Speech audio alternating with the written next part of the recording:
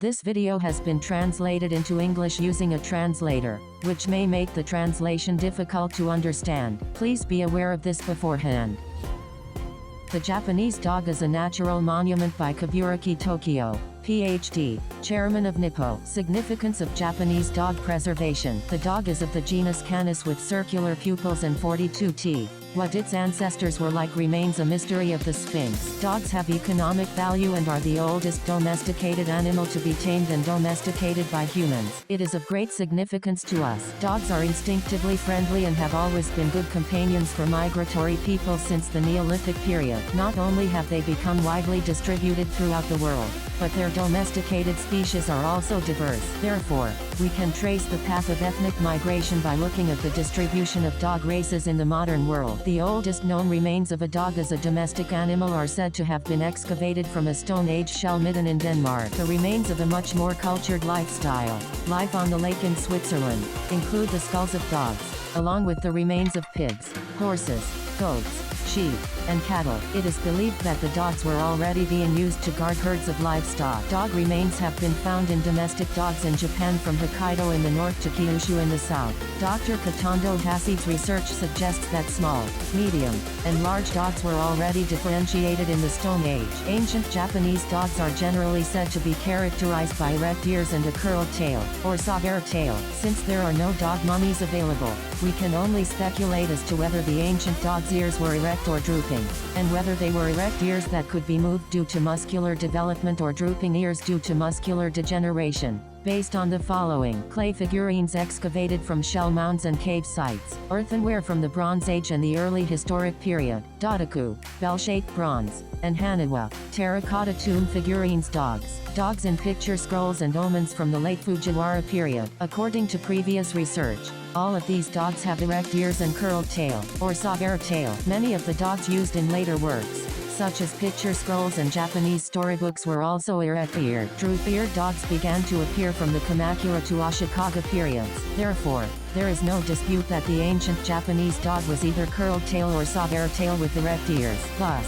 dogs with erect ears and curled tail or saber tail, which accompanied our ancestors to Japan, were not of a single type. It is not hard to imagine that it was already a mixture of several different body types. However, from the Ashikaga period through the Edo period and into the Meiji and Taisho periods, Japanese dogs were not only interbred with various Western dogs that came to Japan in great numbers, but were also unnecessarily beaten to death, and there was a danger that the ancestral Japanese dog would almost disappear. It became a matter of not feeling the love of the pundits. It is a matter of great scholarly interest to know which lineage of dog survives today and still bears the imprint of the ancient Japanese dog, and how it should be classified. However, this is not a category that can be easily resolved. Dr. Shazaburo Watase once noted that in his study of Japanese dogs from Honshu, Shikoku, and Kyushu, he identified at least 3 strains. The northernmost type. This breed was bred by the Siberian people from the northern part of Eurasia to a part of China. It is a large dog that seems to have been introduced to Japan from the region,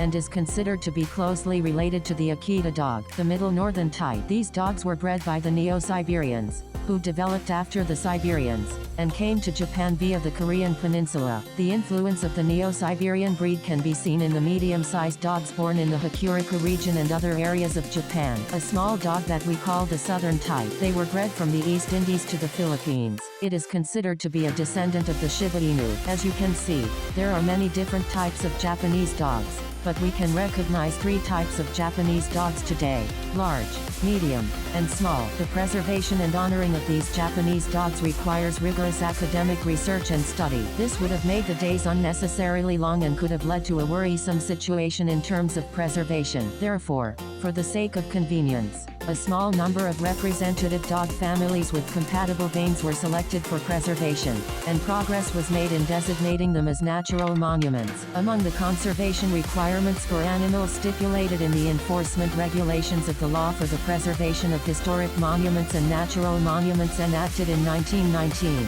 the designation of Japanese dogs as natural monuments is as follows: large size, Akita Inu July, 1931; medium size, Kai dog, Koshi dog, similar to the Korean Jingo dog, now extinct December 1934, Tosa dog, June 1937, Hokkaido dog December 1937, small size, Shiba Inu, December 1937. At the time the preservation law was enacted, the Japanese chin was exemplified as a unique Japanese stock animal, along with the rare Tanegashima Ushiyuma, which became extinct in December 1945. However, unfortunately, the designation has not yet been made due to the lack of research on the Japanese chin. It should be noted here that the law for the preservation of historic sites, scenic spots and natural monuments enacted in 1919 was also included in the law for the protection of cultural properties concerning the preservation of tangible and intangible cultural properties enacted after the end of the war. Therefore,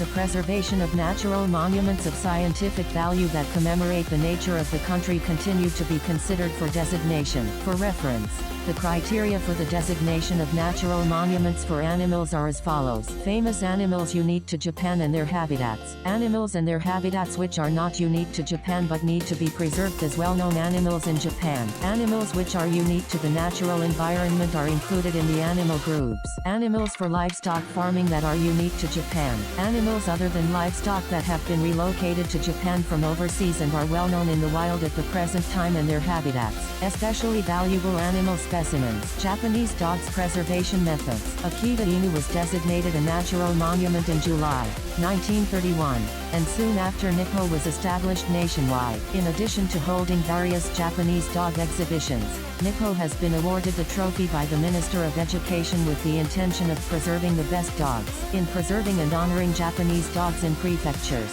we have established rules for judging excellent Japanese dogs. In the event that a judging organization is established and a judging panel is convened, a document will be prepared in the prescribed format for each of the selected few excellent dogs, and a photograph will be attached to the document. The director of each prefecture was responsible for applying to the Minister of Education for the issuance of a medal, the Superior Dog Medal, which remained popular until just after the war. This remained in effect until just after the end of the war. However, when the aforementioned law for the protection of cultural properties was enacted and implemented, it was in a state of non-passage. However, this does not mean its abolition, and the Secretariat of the Committee for the Protection of Cultural Properties is currently investigating ways to honor it. The proposal will probably be implemented retroactively. Recently, there has been a marked increase in Japanese dog fever in various regions, and I am very glad that the prefectural government has established rules and regulations to encourage the honoring of Japanese dogs. NIPPO has also established a registered dog association to preserve and promote the breeding and preservation of fine Japanese dogs, and the number of branches it has established throughout Japan is now in the neighborhood of 30. There are more than 2 or 3 other organizations dedicated to the Japanese dog. Let us not get unnecessarily caught up in personal circumstances and feelings toward breeds of the same type, but let us put aside petty differences and cooperate with each other from a broader viewpoint. We sincerely hope that you will devote more efforts to the breeding and fixation of superior Japanese dogs. Lastly, I would like to say that the enthusiasm for producing excellent Japanese dogs has been so great in recent years that some breeders seem to be trying to breed without giving sufficient consideration to lineage. One aspect that we would like to see is the preservation of traditional objects that are unique to each region.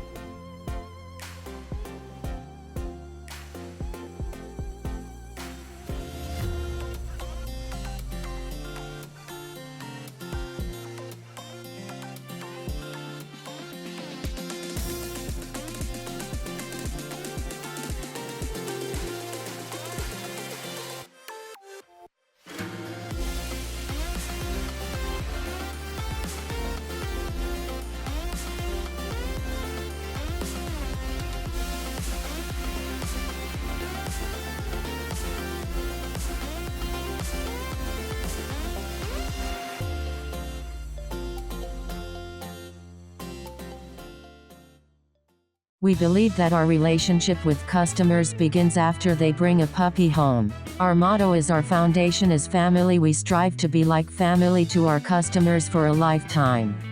If you have any questions or concerns, please don't hesitate to contact us at the email address